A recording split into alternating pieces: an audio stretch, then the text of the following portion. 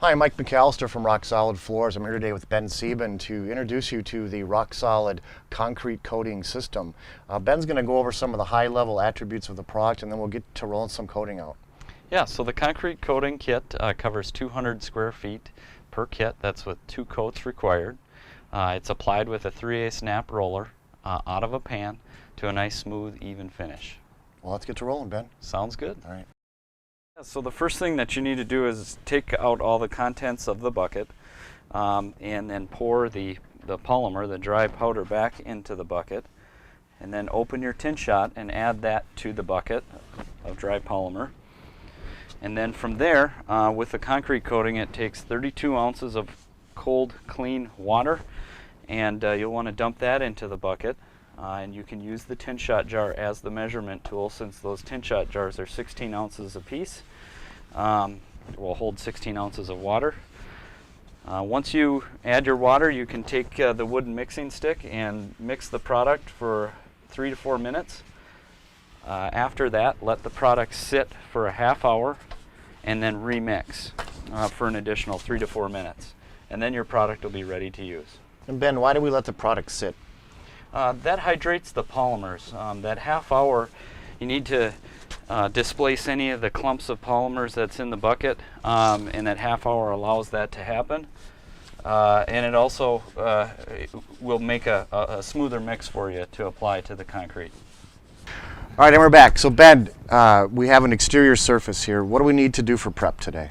Yeah, with the concrete coating, because it's exterior concrete, usually it's fine broom finish or it's got some roughness to it. So there's no need to etch. What you really need to do, though, is you need to make sure it's clean, free of debris and contaminants.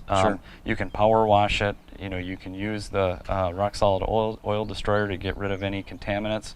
But as long as that substrate is free and clean of dust and debris, you're good to coat it. Okay, so I see we got some water here. Yep. Maybe you can walk us through that as well. Yep, so in order to apply the concrete coating, we need to dampen the surface. That's going to allow for the polymers that are in the concrete coating to suck down deep into the concrete and create a nice bond. So sure, well, let's get to it.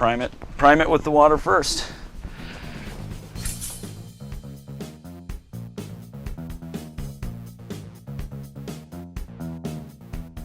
We got our product mixed up, and we're going to pour a little in the pan here. Maybe you can walk us through the next steps here of the application. Yeah, so what you'll want to do is cut in any hard to reach areas with a brush, around the perimeter, against the wall, whatever, next to the sidewalk, if you're doing stoops like this or steps. And again, you're going to make sure your substrate is pre-wet or dampened, and then you just apply the product in an M&W fashion, nice even rolls. You just want to have a nice even finish. And with this first coat is just a prime coat, so don't spend a whole lot of time making everything look uniform on that one, just because you're going to go over it with the second coat. So right, because this system does require 2 coats. Correct, yep. And again, fortified with aluminum oxide. Yep, and so it'll be a nice non-slip finish, so you won't have to do anything additional as far as anti-slip, especially if you're doing it over steps and things like that, because it will have a nice gritty feel, similar to what you'll have with like 80 grit sandpaper. And it's completely UV stable too, so no issues being put outside. It is that time.